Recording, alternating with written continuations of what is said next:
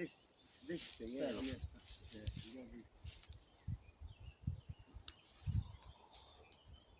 No good asking me to hold it steady. My nerves are shot. Yeah, but you won't get like a dozen nowadays. Just tell you off. Yeah, I don't think that's going to happen, so I'm going to have to... What I always do, hold it with one hand and transport the camera on your arm. I hate the wrist is snapping. Where was the one you found?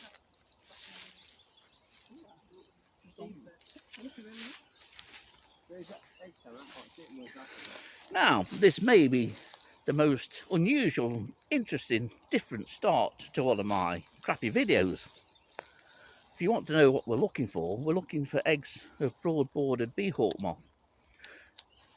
Didn't realise until the completely chance finding, that the adults were actually out and about, and they are. And that is evident by the 2 eggs that we've just found on this honeysuckle. What a start!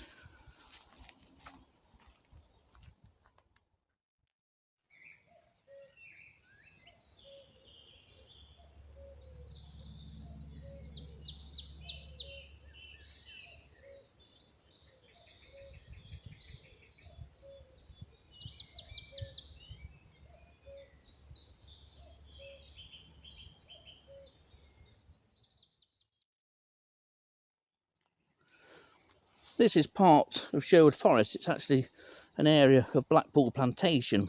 It's well known through these videos as being an excellent site for broad-bordered Bee Hawk-moth. And the moth is actually out and about already, because Nick Brownley and Samantha Brownley and myself have just located a couple of eggs already. That's quite surprising, because the pupa that we've just checked on, which was left from one of the pupa that are released and put back here in the winter, is still unhatched. But obviously some are out.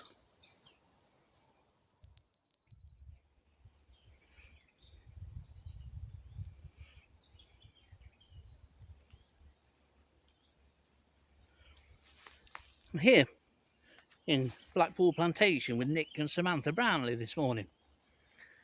Come to check on the progress or imminent hatching of the broad-bordered Bee Hawk-moth pupa that are released back here in the autumn of last year.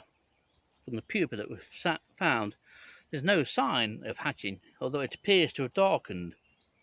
However, on explaining to Nick and Samantha the best places and the best type of foliage to look for broad-bordered Bee Hawk-moth eggs, I turned over this, and lo and behold, there's already an egg here.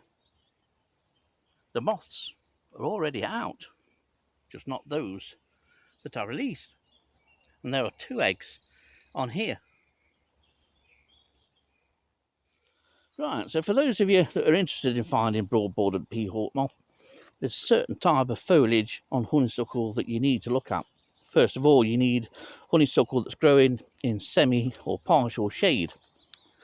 And then you need to look on foliage like this that has a woody stem. It's no good looking on the new foliage where the stem is really soft and springy.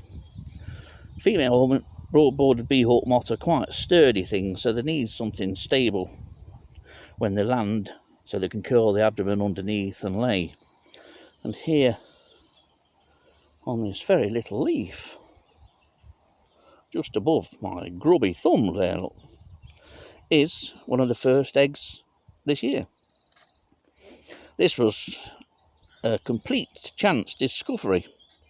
Just happened to be explained to Nick and Samantha Brownley the best places to search for the eggs. Lifted up this leaf, and there was this. And a very brief search has revealed that there is at least 1 more.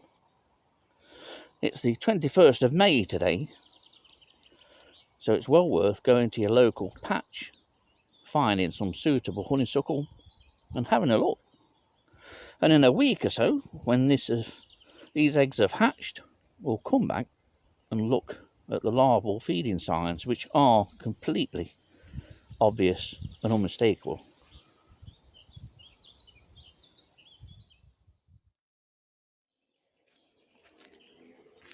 Well, been here with Nick and Samantha for a while now, and we've had no sign along this ride on any of the flowers of any adult broad-bordered Bee Hawk-moth. But they're obviously have to be about to lay the eggs.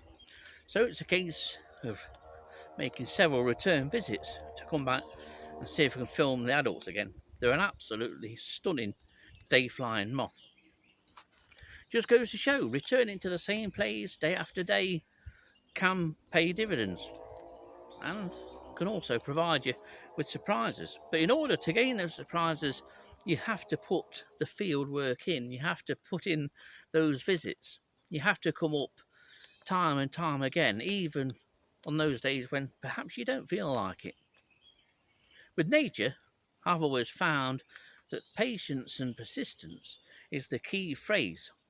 Patience and persistence eventually pays off, no matter what species you're looking for.